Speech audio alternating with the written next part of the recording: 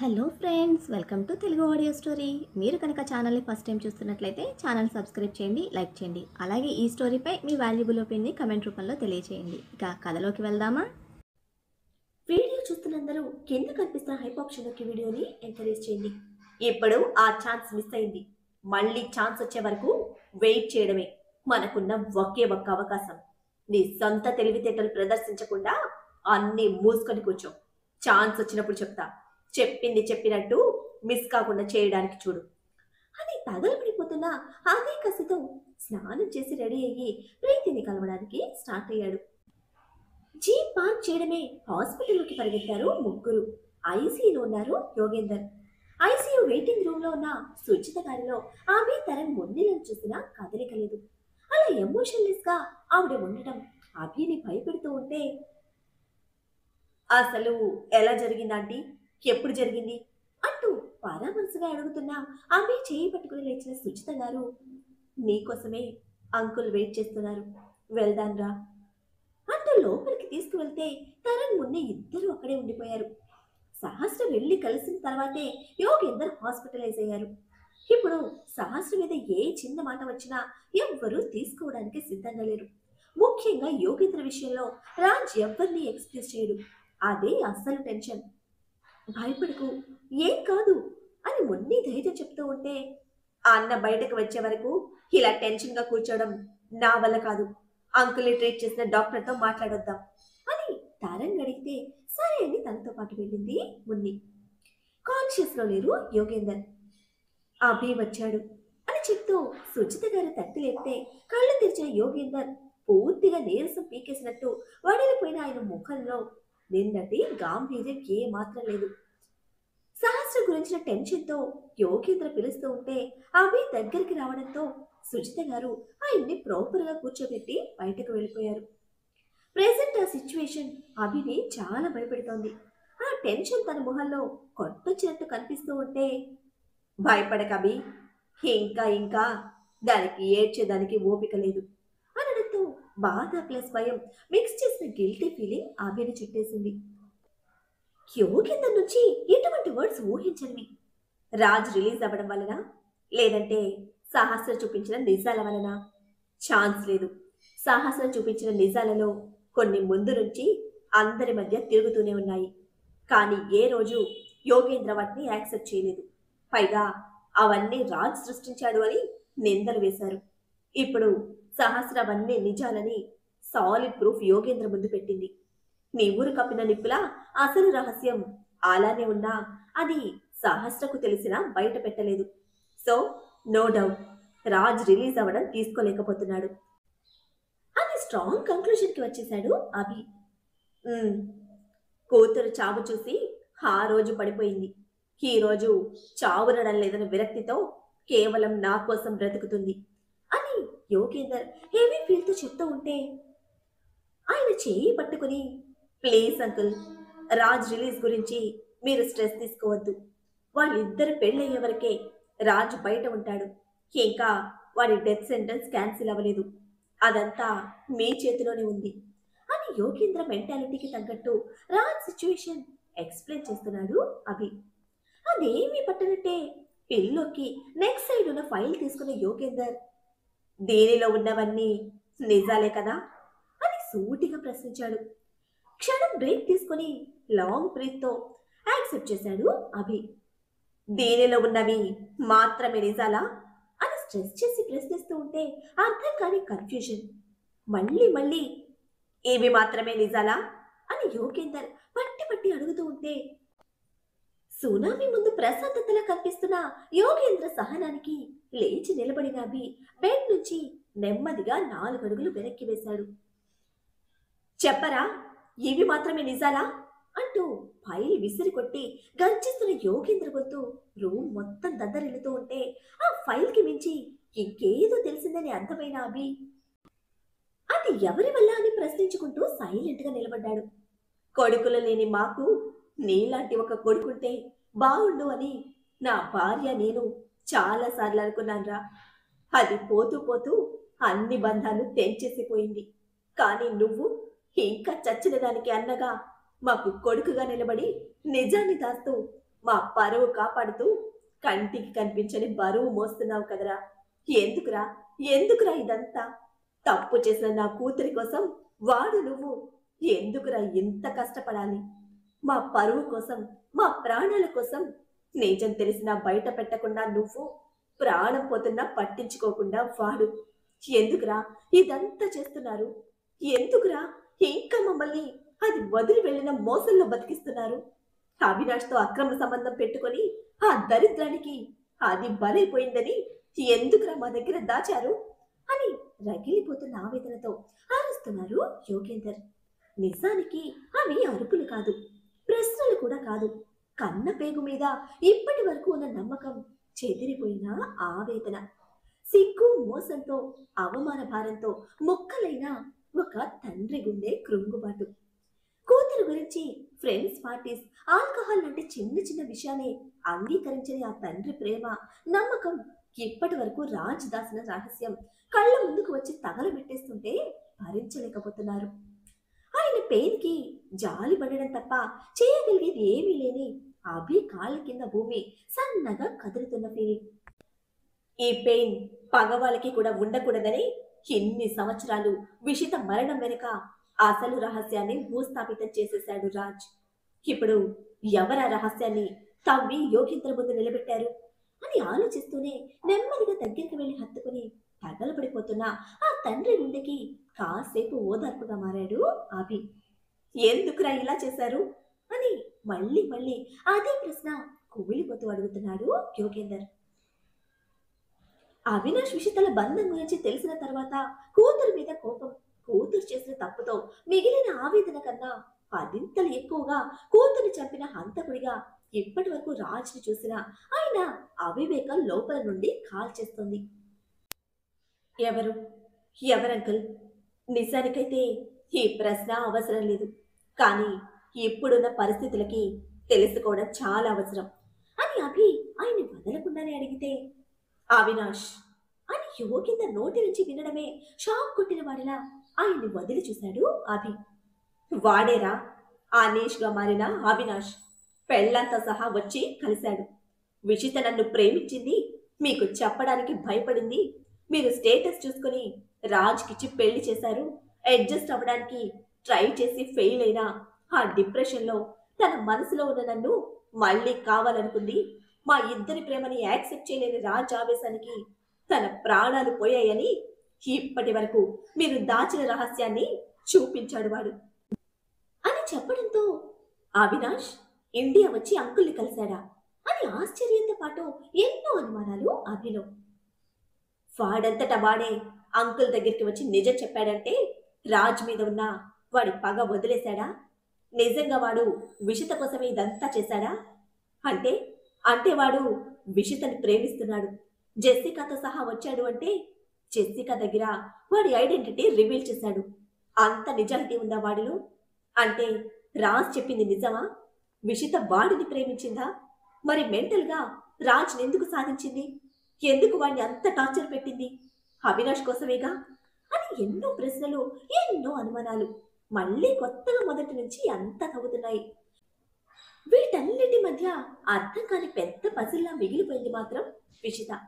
ఒక్క మాట అంకుల్కి చెప్పలేకపోయినా కనీసం రాజ్కి చెప్పినా వాడు తప్పుకొని నువ్వు ప్రేమించిన అవినాష్ని నీకు ఇచ్చేసేవాడు కదా. 3 సంవత్సరాల మీ స్నేహంలో భర్తగా నీ చెయ్యి అందుకున్న వాడి గురించి నువ్వు అర్థం చేసుకుంది ఇదేనా? అందరినీ ఏడిపించావు, ముఖ్యంగా నీ పేరెంట్స్ని. నిన్ను ప్రాణంగా పెంచుకున్న వాళ్ళకి నిన్ను కన్నందుకు బ్రతికున్నంతకాలం తలుచుకొని కుళ్ళి ఏడ్చేలా చేశావు. ఛా, ఇది మీ నాన్న మీద నీ భయం అనుకోవాలా? లేదా ఏం చేసినా సాగుతుంది అని నీకు నువ్వుగా పెంచుకున్న నిర్లక్ష్యం అనుకోవాలా అని ఒక కంక్లూజన్కి వచ్చిన అభిలో విషిత మీద కోపం మరింత పెరిగింది. భరించలేకపోతున్నాన్రా. ఒక తండ్రిగా ఎందుకు రాదు నన్ను మోసం చేసింది? ప్రేమించాను అంటేనే కదరా 3 సంవత్సరాలు వాడి చుట్టూ తిరిగి వాడిని ఒప్పించి మరి ఇద్దరి పెళ్లి చేశాను. ఈ 3 సంవత్సరాలలో ఒక్కసారి కూడా నేను రాజుని ప్రేమించటం లేదు, ఆ గొట్టంగాన్ని ప్రేమిస్తున్నానని నా కూతురు నా దగ్గర చెప్పలేకపోయిందా? నా కూతురు విషయంలో నేనంత రాక్షసుల్లా ఉండిపోయానా? ఆకాశాన్ని వచ్చి బురద గుంటకు ముడివేసిన నా బుద్ధికి నన్ను నేను చెప్పుతో కొట్టుకోవాలి. ఇంత గుడ్డిగా ఎలా ఉండిపోయాన్రా? అక్కడికక్కడే వాణ్ణి చంపేసేవాణ్ణి. కానీ రాజ్ గుర్తుకొచ్చాడు. సహస్ర చెప్పినట్టు వాడు భిక్షగా పడేసిన బ్రతుకులు మావి. ఆ పేడ పురుగుని చంపే అర్హత నాకు లేదు. అసలు ముట్టుకొని కూడా ముట్టుకోలేదురా వాణ్ణి. ఇప్పుడు నా మీద నాకే అసహ్యం పుడుతోంది. సహస్ర చెప్పింది నిజం. వాడు వజ్రం, నా అల్లుడు వజ్రం. వజ్రానికి మకిలి పట్టదు. నా బిడ్డ మీద ప్రేమ నా కంటికి పొరలా కమ్మేసింది. అందుకే ఆ వజ్రం మెరుపుని చూడలేకపోయాను. ఎలారా ఎలారా? ఇదంతా వాడు ఫేస్ చేస్తున్నాడు. ఒక్కసారి కాదు, ఆ పాపిష్టి దాన్ని 100 సార్లు చంపినా తప్పులేదు. అందరి జీవితాలతో ఆడుకొని ఒక్క దెబ్బతో హాయిగా చచ్చి కూర్చుంది. ఆ చిన్న దెబ్బ సరిపోదురా? దాని మీద పెంచుకున్న ప్రేమకి, దాని మీద పెట్టుకున్న నమ్మకానికి ఆ చిన్న దెబ్బ సరిపోదురా అంటూ ఆవేశంతో కుమిలిపోతున్న యోగేందర్కి ఏం చెప్పాలో తెలియని పరిస్థితి. ఆ శోకం ఎప్పటికీ తీరేది కాదు. కూతురి మీద భర్త పెంచుకున్న పిచ్చి ప్రేమకి, ఇన్ని రోజులు రాజు మీద కత్తి దూసిన ఆవేశానికి, ఇప్పుడు నిజం తెలుసుకున్న ఆయన దుఃఖం అన్నిటి మధ్య రాయిలా మారిపోయారు సుజాత. అప్పటికే చాలా చీకటి పడింది. ఇంటి దగ్గర నుంచి పనమ్మాయి రావడంతో ఇద్దరికి కాఫీ ఇచ్చారు. మేము పెంచుకున్న నమ్మకానికి, ఆ నమ్మకంతో ఇప్పటిదాకా కళ్ళు మూసుకుపోయి చేసిన తప్పులకి ఇదంతా భరించాలి. అందుకే ఈ గుండె ఇంకా ఆగిపోలేదు. చచ్చే వరకు అది మిగిల్చిన మోసంలో కాలిపోతూ ఉంటాం అని పూర్తి విరక్తి నిండిపోయింది యోగేంద్ర మొహంలో. పిల్లలు చాలాసేపటి నుంచి వెయిట్ చేస్తున్నారు అభి. కాఫీ తాగేసి నువ్వు బయలుదేరు అంటూ భర్త పక్కన కూర్చున్న సుజిత గారి మొహంలో ఏ భావం లేదు. అభికి ఏం చెప్పి ఓదార్చాలో అర్థం కావటం లేదు. కాఫీ తాగి బయటకు నడిచాడు. అభి వెనక్కి డోర్ వరకు వచ్చిన సుజిత గారు, దాని కర్మకి దాని పాపం దాన్ని ఎత్తుకుపోయింది. మీరంతా ఉన్నారుగా, ఇది చాలు. ఇక మిగిలిన జీవితం ఇలా ప్రశాంతంగా బతికేస్తాం. అది చేసిన గాయానికి రాజ్ ఎంతగా కుమిలిపోయి ఉంటాడో ఒక ఆడదానిగా నాకు తెలుసు. అయినా ఏ రోజు వాడు మమ్మల్ని దూరం పెట్టలేదు. బదులుగా వాడి ప్రాణాల్ని వదులుకోవడానికి సిద్ధపడ్డాడు. విషిత చనిపోయినందుకు ఇప్పుడు బాధ లేదవి. అది పోతూ పోతూ మిమ్మల్ని అందరినీ ఇచ్చిపోయింది. అందుకు సంతోషంగా ఉన్నాం. ఏ టెన్షన్ పెట్టుకోకు. చక్రధర్కి ఫోన్ చేసి చెప్పారు కేసెస్ అన్ని తీసేయమని. మిగతావేమన్నా ఉంటే నువ్వు చూసుకో అని భుజం తట్టి లోపలికి వెళ్ళిపోతున్న సుజిత గారిలో ఇప్పుడు కూడా ఎటువంటి ఉద్వేగం లేదు. కల్లోలంగా మారిన సముద్రం తిరిగి సర్దుకుతున్న వేళ ఉండే ఒకలాంటి స్తబ్దత, నైరాస్యం సుజిత గారిలో కనిపిస్తుంది. అతిగా ప్రేమించిన ఆ తండ్రి గుండెకి ఇంకాస్త టైం పడుతుంది. ఏదైనా కడలి ఉన్నంత వరకు తీరానికి ఆటుపోట్లు తప్పవు. నిజాన్ని యాక్సెప్ట్ చేయలేని ఆ గుండె నొప్పితో నేల కుదిరింది. అదే డాక్టర్ భాషలో మైల్డ్ స్ట్రోక్ అని చెప్పడంతో కొంతలో కొంత రిలాక్స్గా ఉన్న తరంగ్ అవి బయటకు రావడమే. ఏం చెప్పారన్నా అంటూ కంగారుగా అడిగాడు. తరంగ్ ముందే ఇద్దరిలోనూ ఒకటే టెన్షన్. నథింగ్. సహస్ర గురించి ఆలోచించారు. రాజ్ మీద కేసెస్ వాపస్ తీసుకుంటున్నారు అని చాలా నార్మల్గా చెప్పాడు అభి. ఎంత సింపుల్గా చెప్తావేంటన్నా అని ఎగురు గెంతేసిన తరంగ్ ముందే ఒక రౌండ్ తిప్పి ఆ పిచ్చి ఆనందంతో జయదేవ్ గారికి ఫోన్ చేస్తూ బయటికి పరుగు పెడితే మున్ని కూడా ఆ హ్యాపీనెస్ నే ఫాలో అయింది. ఇన్స్పెక్టర్ కి ఫోన్ చేసి యోగేంద్ర మీద కస్టడీ క్యాన్సిల్ చేసుకుంటున్నా అని విషయం చెప్పి రేపు మార్నింగ్ ఫార్మాలిటీస్ ఫినిష్ చేస్తాను అని కాసేపు మాట్లాడి ఇంటికి స్టార్ట్ అయ్యాడు అభి. తాళి కట్టగానే తన రౌడీ బేబీ కోసం పరుగులు పెట్టి తనను కూడా వదిలేసిన కూతురి కోసం న్యాయం అడగడానికి నందిత కూడా ఇంట్లోనే ఉన్నారు. గొడవ చేసి మమ్మీ పట్టుకుపోతుందని జయదేవ్ గారిని ఖర్చుకు కూర్చుంది క్యూటీ బేబీ. కర్మ కొద్దీ ప్రీతి కోసం వచ్చిన దీపక్ కూడా అక్కడే ఉన్నాడు. కోర్టు నుంచి అందరూ ఇంటికి వచ్చేసరికి వాళ్ళ కోసమే కాచుకొని కూర్చున్న ముఖేష్ సహస్ర తనతో రావాలని పెద్ద గొడవ చేసి బెదిరింపులకు దిగాడు.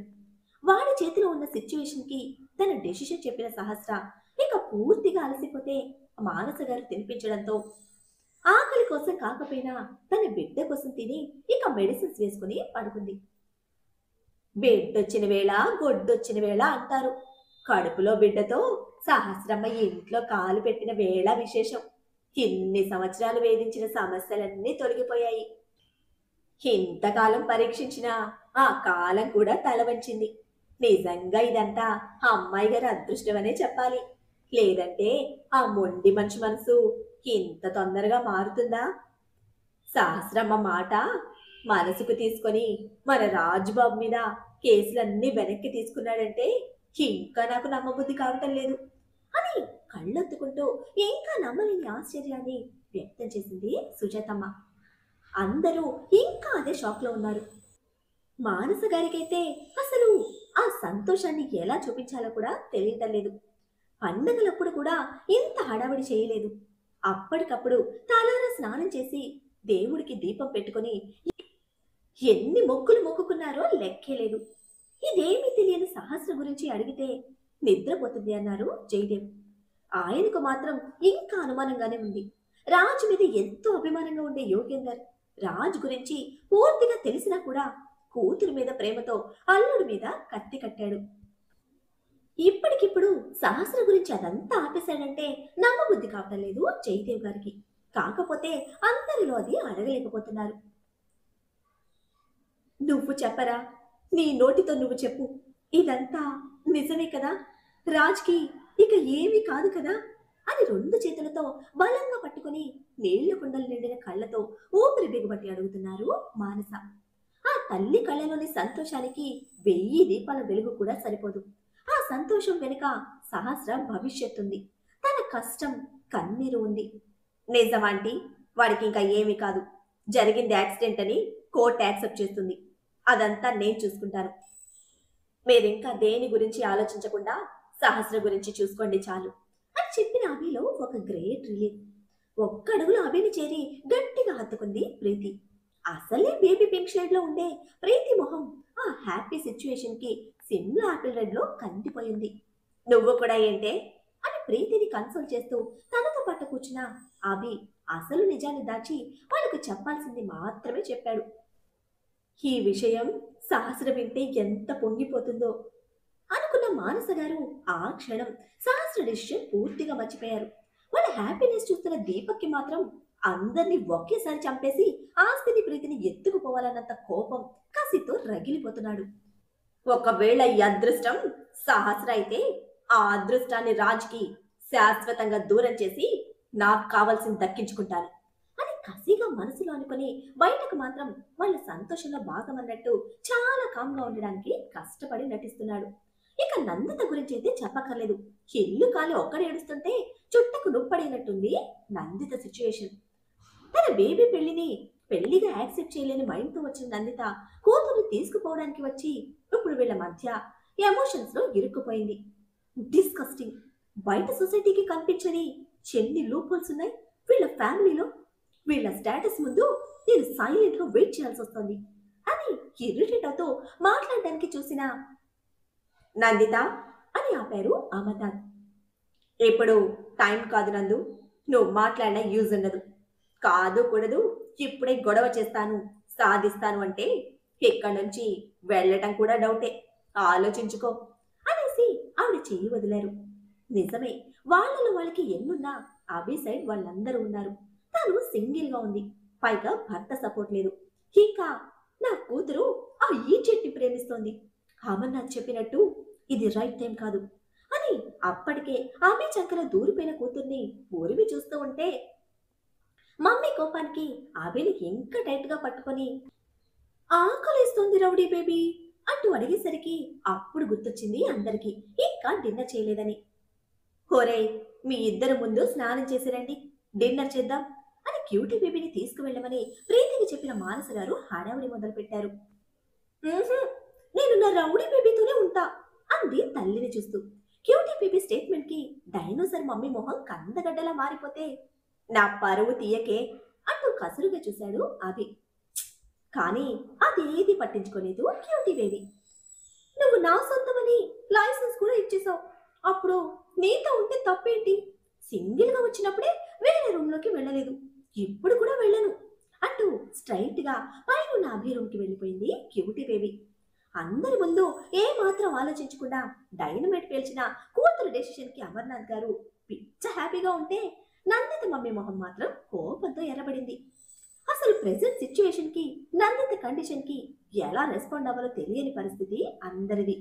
ఇక అభినే స్టెప్ తీసుకొని, మావయ్య అత్తయ్యని తీసుకువెళ్ళండి అని చెప్పి వాళ్ళకి రూమ్ చూపించమని తరంగిని పంపించాడు.